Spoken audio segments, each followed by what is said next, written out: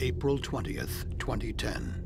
11 workers died and 17 were seriously injured by an explosion on the Deepwater Horizon, an offshore drilling rig located approximately 50 miles off the coast of Louisiana.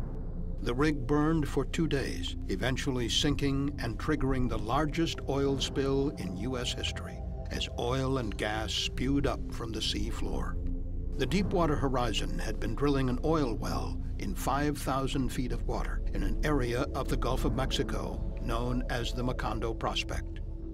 In 2010, the CSB launched an investigation to examine the technical, organizational, and regulatory factors that contributed to the accident.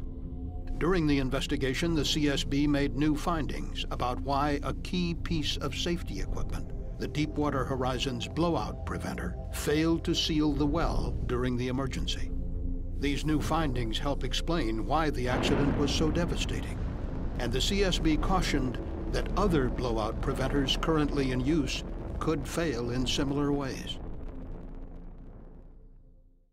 Drilling an offshore well involves creating a pathway between the drilling rig and oil and gas reservoirs trapped beneath the sea floor. A deep hole, or well bore, is drilled through layers of subsea rock and sediment. These rocky layers can contain trapped water, crude oil, and natural gas under pressure. An unplanned flow of these well fluids into the wellbore, known in the industry as a kick, can be dangerous. Without careful management, a kick can lead to a blowout, the uncontrolled release of flammable oil and gas from the well. A blowout can be catastrophic, since oil and gas reaching the drilling rig can quickly find an ignition source, leading to a fire or explosion, endangering the lives of the drilling crew. To prevent kicks, drillers pump a dense slurry called drilling mud into the well, creating a barrier between the undersea oil and gas and the piping that leads to the rig. If this mud barrier fails or is somehow removed, the safety of the drilling crew depends on a critical piece of equipment located on the sea floor called the blowout preventer, or BOP.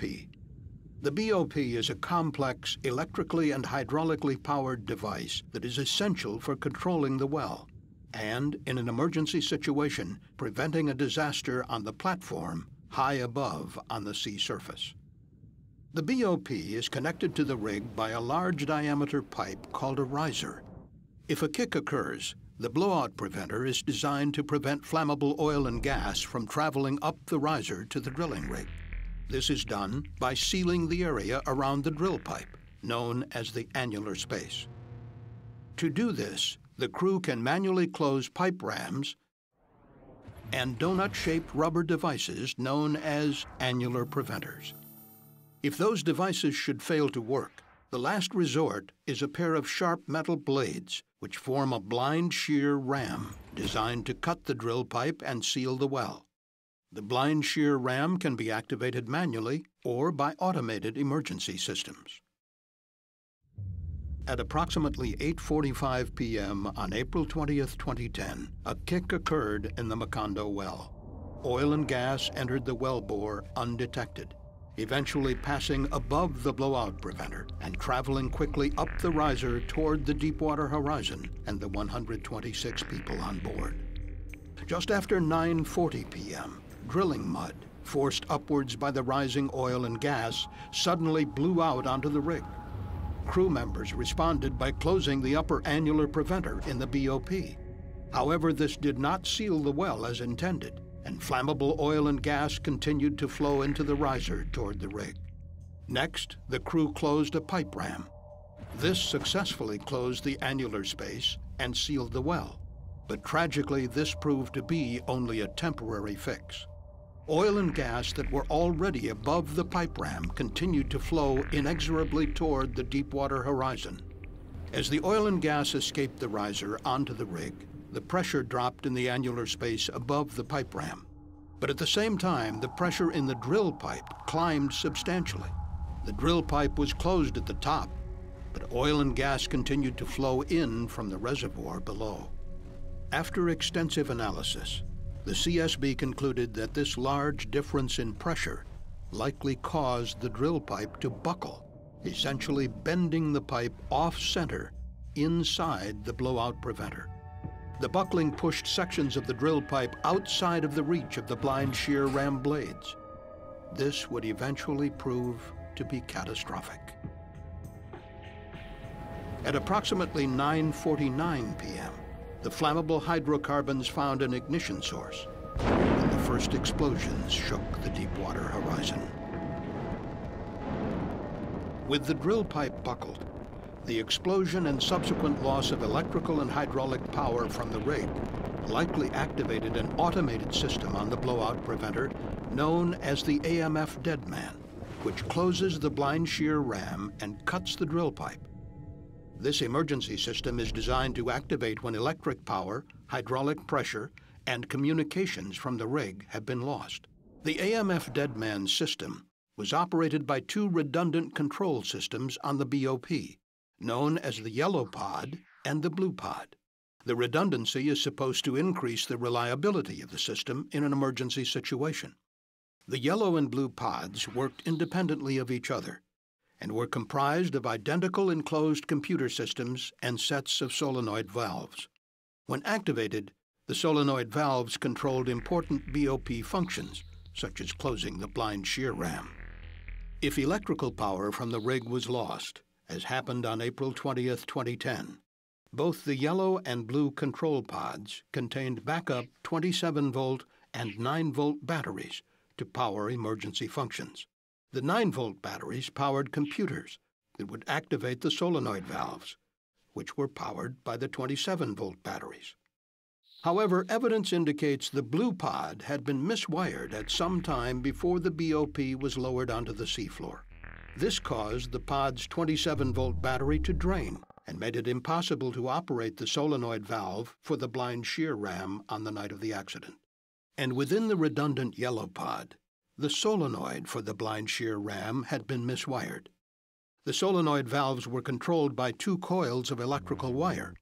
These two coils were designed to work in concert, generating a magnetic field strong enough to operate the valve. But within the miswired solenoid valve, the two coils actually opposed each other, leaving the valve paralyzed. Only a third unplanned failure allowed the yellow pod to operate. On the night of the accident, one of the 9-volt batteries that powered the solenoid valve's computer had failed. As a result, the affected computer system could not initiate the command to energize the miswired coil. Had both coils of the miswired solenoid valve been energized, the two coils would have generated opposing forces on the valve. The solenoid valve would have remained closed, and the blind shear ram would never have been closed. However, the failed battery rendered one coil inoperable and most likely allowed the other coil to open the solenoid valve by itself. This in turn initiated closure of the blind shear ram. This should have cut the drill pipe and sealed the well, greatly reducing the impact of the accident. But because the drill pipe was buckled and off-center inside the blowout preventer, it was trapped and only partially cut. With the failure of this last-ditch measure, there was nothing left to stop the massive oil spill and the destruction of the rig. During its investigation, the CSB identified a mechanism that likely caused the drill pipe to be buckled around the time of the explosion. This mechanism is called effective compression. Although effective compression had previously been noted as a hazard in other drilling operations, it had never been identified as a problem affecting drill pipe during well operations. Effective compression occurs because although pipe may appear to be perfectly straight, in fact it has minute bends and irregularities, invisible to the naked eye. Along these bends, the side of the pipe that is curved outward is slightly longer and has more surface area than the other side. When there is a large difference in pressure between the inside and outside of the pipe, as happened on April 20th, 2010, the longer side of the pipe experiences a larger bending force. Eventually, this force can become great enough to buckle even heavy pipe. This is an important finding, CSB investigators said, because the same conditions of differential pressure could occur at other drilling rigs, even if a crew successfully shuts in a well. The CSB warned this could make existing blowout preventer designs less effective in emergency situations. In the case of the Deepwater Horizon accident, the buckled drill pipe prevented the blind shear ram from sealing the well.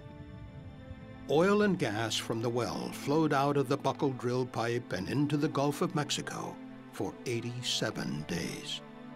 A reported 5 million barrels of oil eventually spilled, causing one of the worst environmental disasters in United States history.